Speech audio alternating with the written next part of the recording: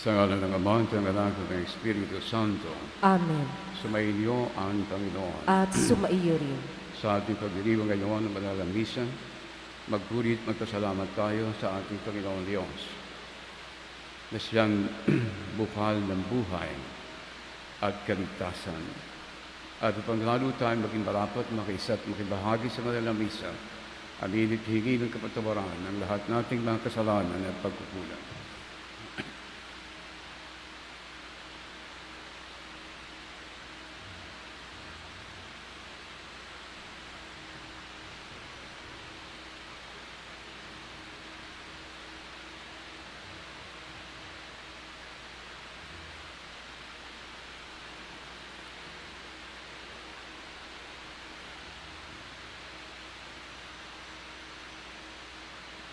Sinugon tagapagpagaling sa mga nagsisisi, Panginoon, kaawaan mo kami. Panginoon, kaawaan mo kami.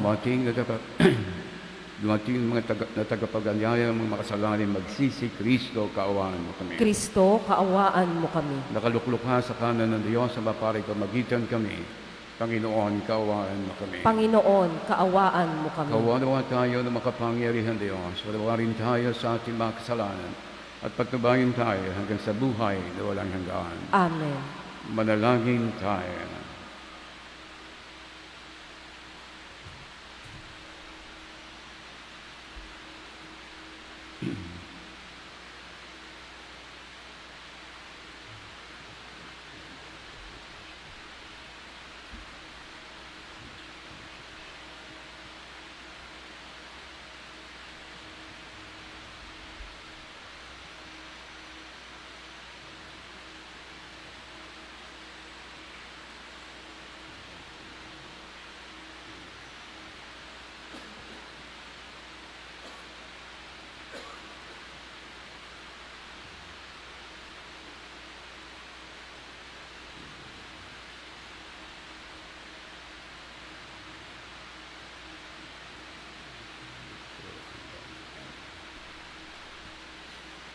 Ama naming makapangyarihan, pakundangan sa pagpapakumbaba ng anak mong masunurin, ibinangon mo sa pagkadapa ang sangkatauhang masuwayin.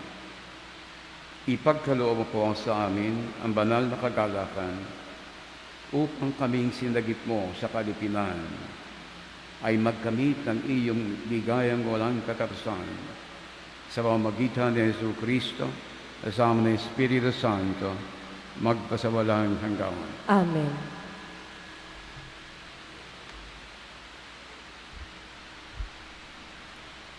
Pagbasa mula sa aklat ni Propeta Oseas. Ito ang sinasabi ng Panginoon. Masdan mo, siya'y muli kong susuyuin. Dadalhin ko siya sa ilang. Kakausapin ng buong giliw at tutugon naman siya tulad noong panahon ng kanyang kabataan nang siya'y kunin ko sa lupain ng Ehipto. At sa araw na iyon, ang itatawag mo sa akin ay aking asawa at hindi na aking Baal. Ikaw ay magiging aking asawa magpakailanman, Israel. Mabubuklod tayo sa katuwiran at katarungan, sa matibay na pagmamahalan at sa kaawaan. Ikaw ay magiging tapat kong asawa at makikilala mo ako. Ako ang Panginoon. Ang salita ng Diyos. Salamat sa Diyos. Ang taludtod panagot sa Salmo, pag-ibig ng Diyos ay ganap, sa tanan siya'y nahahabag.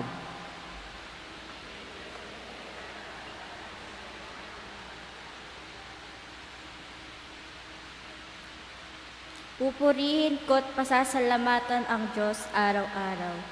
Di ako titigil ng pasasalamat magpakailanman. Dakila ang poon, at karapat-dapat na siya'y purihin. Ang kadakilahan niya ay mahirap nating unawain. Pag-ibig ng Diyos ay ganap, sa tanan siya'y nahahabag. Sa alinmang lahi, ang iyong ginawa ay papupurihan. Ihahayag nila ang mga gawa mong makapangyarihan. Ang karangalan mo at pagkadakilay ipapamalita. At isasaysay ko ang mga gawa mo na kahanga-hanga. Pag-ibig ng Diyos ay ganap, sa tanan siya'y nahahabag. Ang mga gawa mong makapangyarihay ipapamalita. Sa lahat ng tao'y aking sasabihin, ikay ay dakila. Ihahayag nila ang lahat ng iyong mga kabutihan. Aawitin nila ang kabutihan mo at iyong kabaitan. Pag-ibig ng Diyos ay ganap, sa tanan siya'y nahahabag. Alleluia, Alleluia, Alleluia. Si Kristo ay nagtagumpay, nalupig ang kamatayan, nagniningning ang pagkabuhay. Alleluia, Alleluia, Alleluia.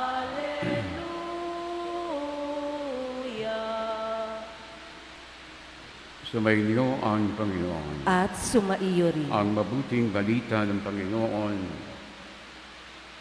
ayon kay San Mateo. Papuri sa iyo, Panginoon. Noong panahong iyon, samantalang nagsasalita si Jesus, may dumating na isang pinuno ng mga Hudyo. Lumuhod ito sa harapan niya at ang sabi, "Kamamatay lang po ng aking anak na babae. Ngunit sumama lamang kayo sa akin at ipatong ang inyong kamay sa kanya, ay mabubuhay siya." Tumindig si Jesus at sumama sa kanya, gayon din ang kaniyang mga alagad. Sumunod din ang sumunod din ang isang babaeng may 12 taon nang dinudugo. Lumapit ito sa likuran ni Jesus at hinipo ang laylayan ng kaniyang damit, sapagkat sinabi niya sa sarili, "Mahipo ko lang ang kanyang damit, ay gagaling na ako." Bumaling si Jesus at pagkakita sa kanya ay sinabi, "Anak, lakasan mo ang iyong loob, pinagaling ka ng iyong pananalig." Noon di gumaling ang babae. Nang dumating si Jesus sa bahay ng pinuno, nakita niya ang mga manunugtog ng plauta at ang maraming taong nagkakaingay. Sinabi niya, "Magsilabas kayo, hindi patay ang bata, natutulog lang." At siya'y pinagtawanan nila. Ngunit nang mapalabas na ang mga tao, pumasok siya, hinawakan sa kamay ang bata, at ito'y nagbangon. At ang balita tungkol sa pangyayaring ito ay kumalat sa buong lupain iyon. Ang mabuting balita ng ating Panginoong Jesucristo. Pinupuri ka namin, Panginoong Hesukristo. Sa pamamagitan ng ating mabuting balita, pinatutunayan ng Diyos na siya ang may akda ng buhay. Ano pat kung ating pagbabalikan ang salaysay tungkol sa paglikha, batay sa unang aklat, sa tinatawag nating aklat ng Genesis, maliwanag na ang Diyos ang may likha at may akda ng buhay. At ito'y kinilala ng pinuno ng mga Hudyo. Sabagat tatandaan natin, nananalig ang mga Hudyo sa iisang Diyos. at marahil narinig na nila ang maraming balita tungkol kay Jesus.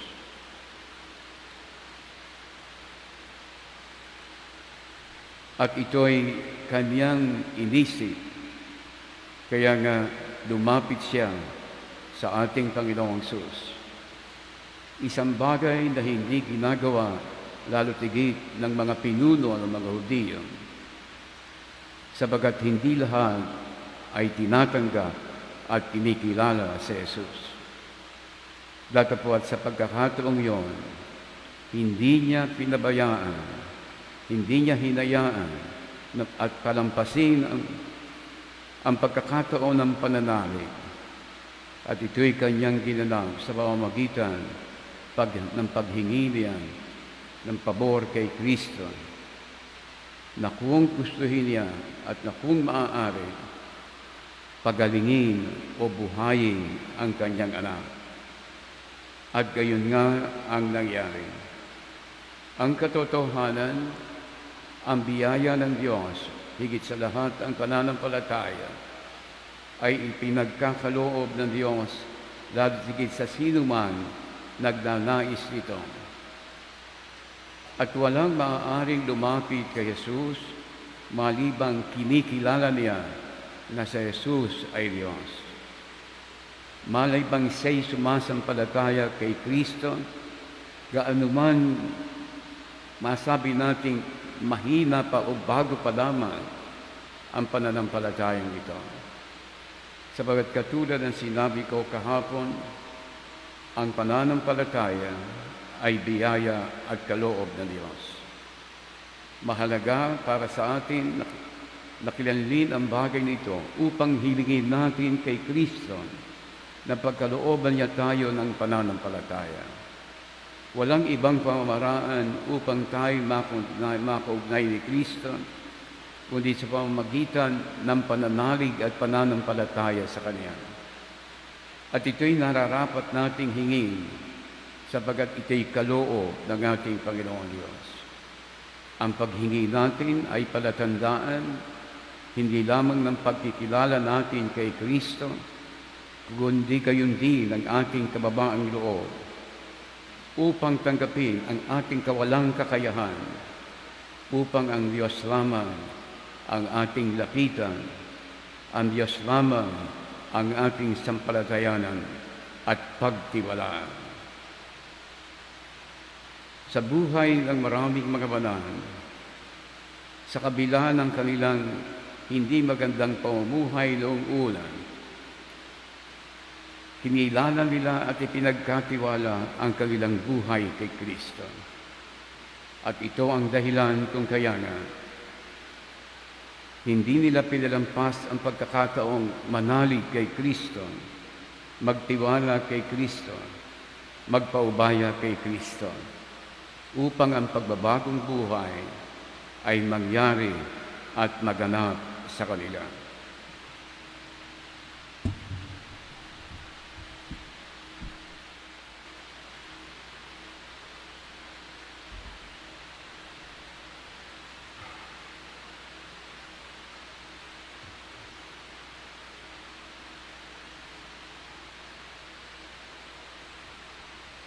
Kapuri-puri ka, O Diyos amang lumikas ng libutan.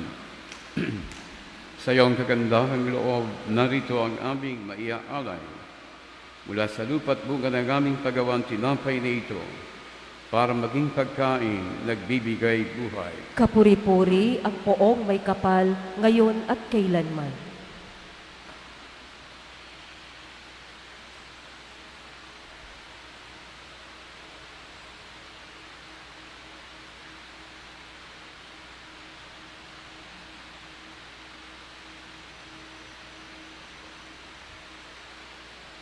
Kapuri-puri ka, Diyos amang lumikas ng libutan.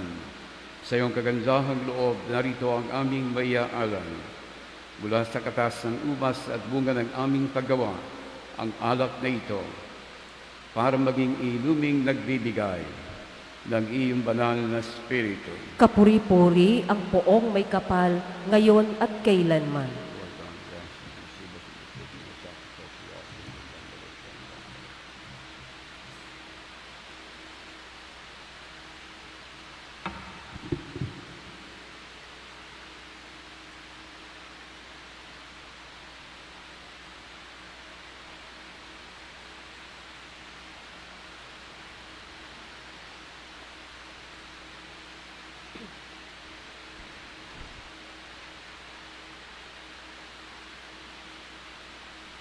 Manalangin kayo mga kapatid upang itong ating hain, paghahandog ng sarili kaysa ni Kristo, ay kalugdan ng Diyos amang makapangyarihan. Tanggapin nawa ng Panginoon itong paghahain sa iyong mga kamay, sa kapurihan niya at karangalan, sa ating kapakinabangan at sa buong sambayanan niyang banal.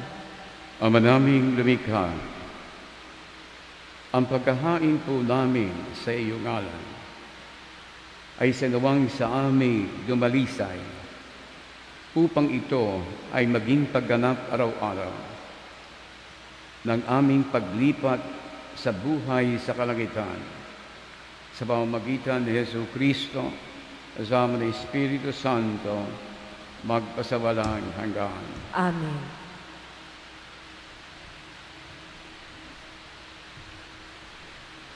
Sumainyo ang Panginoon. At sumaiyo rin. Itaas sa Diyos ang inyong puso at diwa. Itinaas na namin sa Panginoon. Pasalamatan natin ang Panginoong ating Diyos. Marapat na siya ay pasalamatan.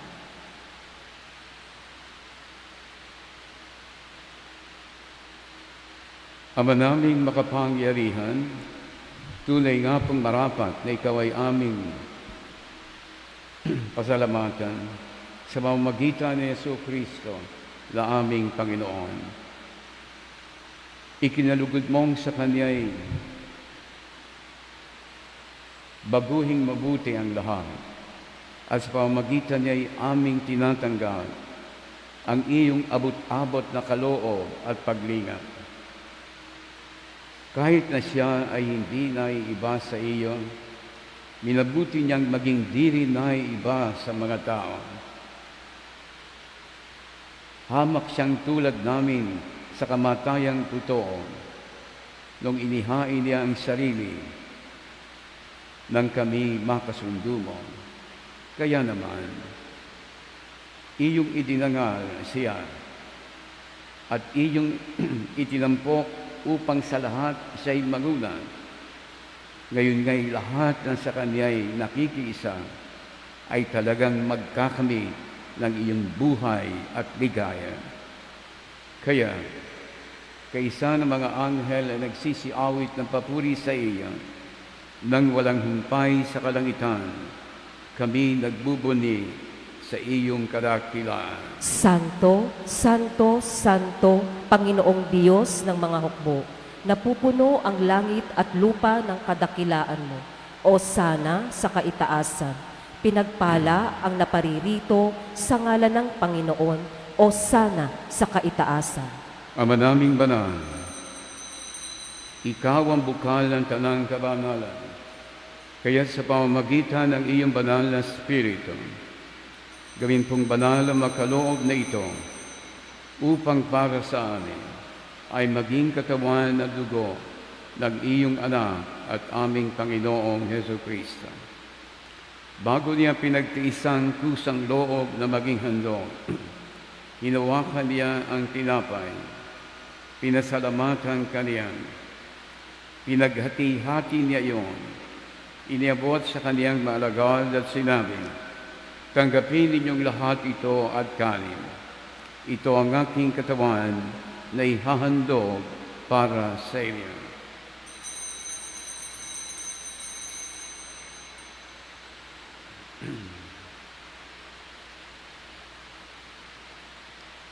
Gayun din naman nung matapos ang hapunan, hinawakan niya ang kalis. Muli kaniyang pinasalamatan. Iniabot niya ang kalis sa kaniyang mga alagad at sinabi, tanggapin ninyong lahat ito at inumin. Ito ang kalis ng aking dugo, ng bago at walang hanggang tipan. Ang aking dugo ay bubuhos para sa inyo at para sa lahat. Sa kapagpapatawad ng mga kasalanan, gawin ninyo ito sa pag-alaala sa akin.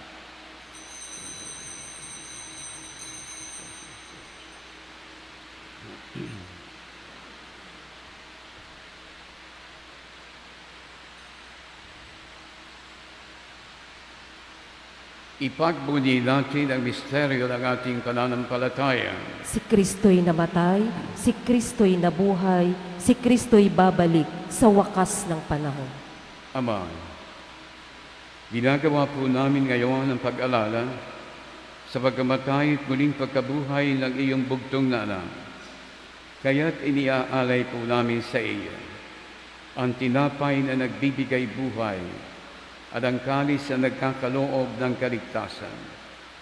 Kami nagpapasalamat dahil kami iyong minarapat na tumayo sa harap mo para maglingkod sa iyo. Isinasamo po namin kaming magsasalo-salo sa katawan at dugo ni Kristo ay mabuklod sa pagkakaisa sa pamamagitan ng Espiritu Santo. Ama, lingapin mo po ang iyong banal na simbahan laganap sa buong daigdig. Puspusin mo po kami sa pag-ibig kaysa ni Francisco naming Papa, ang aming Arsobispo at ang lahat ng kaparian. Alalahanin mo rin ang mga kapatid naming nahimlay na may pag-asang sila'y muling mabubuhay, gayon din ang lahat ng mga pumanaw.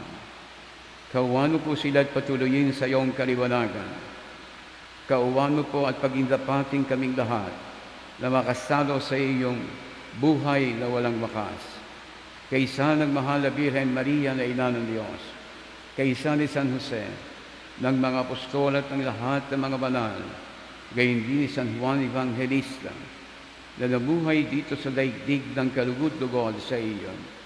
May pagdiwang nawa namin ang pagpupuri sa ikararangal mo sa pamamagitan ng iyong anak na aming Panginoong Hesus Kristo. Sa pamamagitan ni Kristo kasama niya sa kaniyang, ang lahat ng parangal at papuri ay sa iyo, Diyos Amang makapangyarihan, asama ng Espiritu Santo, magpasawalang hanggan. Amen. Amen. Amen. Bilang paghahanda sa pagtanggap kay Jesus sa banal na pakikinabang, dasalin natin ang panalangin itinuro niya sa atin. Ama namin sumasalangit ka, sambahin ang ngalan mo, mapasa amin ang kaharian mo, sundin ang loob mo dito sa lupa para nang sa langit. Bigyan mo po kami ngayon ng aming kakanin sa araw-araw at patawarin mo kami sa aming mga sala para ng pagpapatawad namin sa mga nagkakasala sa amin. At huwag po kaming ipahintulo sa tukso at iadya mo kami sa lahat ng masama. Hinihiling po namin kami iadya sa lahat ng masama, pagkalooban ng kapayapaan araw-araw, iligtas sa kasalanan at ilayo sa lahat ng kapahamakan at aksidente, samantalang aming pinananabikan ang dakilang araw ng pagpapahayag ng tagapagligtas namin sa Hesus Kristo. Sapagkat iyo ang kaharian at ang kapangyarihan at ang kapurihan magpakailanman. Amen. Panginoong Hesus Kristo, sinabi mo po sa iyong mga apostol, kapayapaan ang iniiwan ko sa inyo, ang aking kapayapaan ang ibinibigay ko sa inyo. Tunghayan mo po ang aming pananampalataya at huwag ang aming mga pagkakasala. Pagkalooban mo kami ng kapayapaan at pagkakaisa ayon sa iyong banal na kalooban, kasama ni Espiritu Santo, magpasawalang hanggan.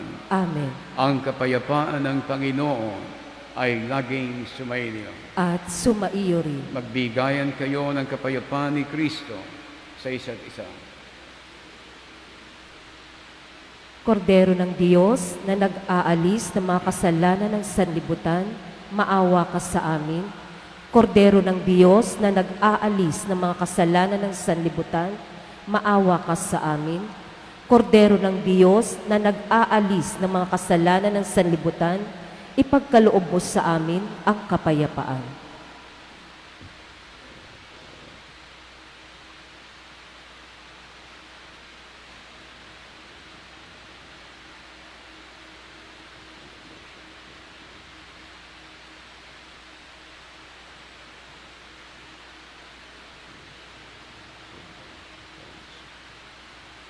Ito ang ating Panginoong Kristo, ang kordero ng Diyos na nag-aalis sa mga kasalanan ng sanlibutan, mapapalad tayong inaanayahan sa kaniyang banal na piging.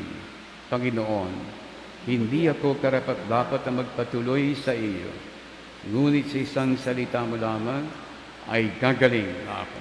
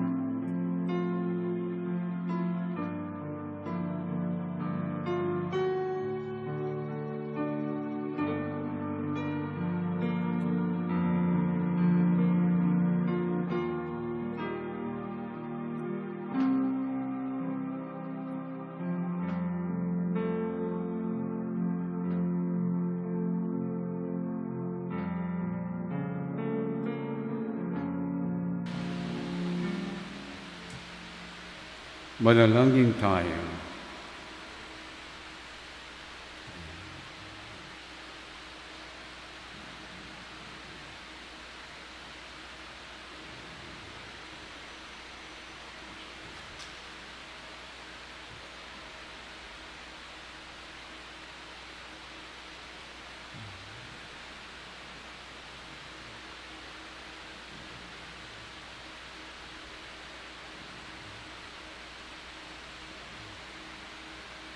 Ama naming mapagmahal, kaming iyong pinapakinabang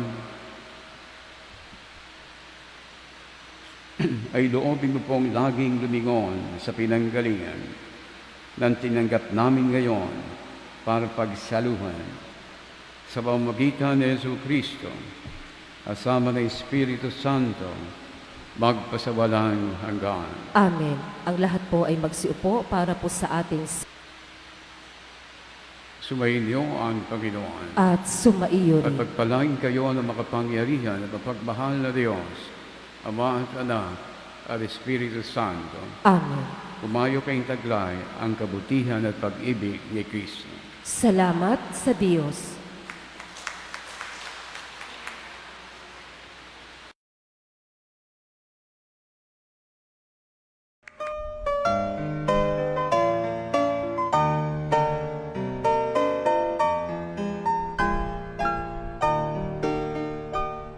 Nuestro Padre Jesús Nazareno, sinasamba ka namin, pinipintuho ka namin, aral mo ang aming buhay at kaligtasan.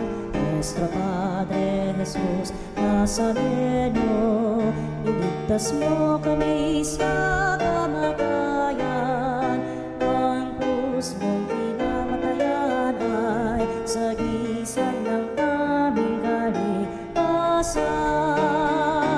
Nuestro Padre Jesus Nazareno, dinarangal ka namin.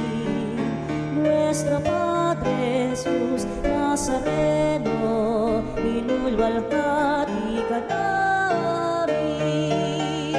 Nuestro Padre Jesus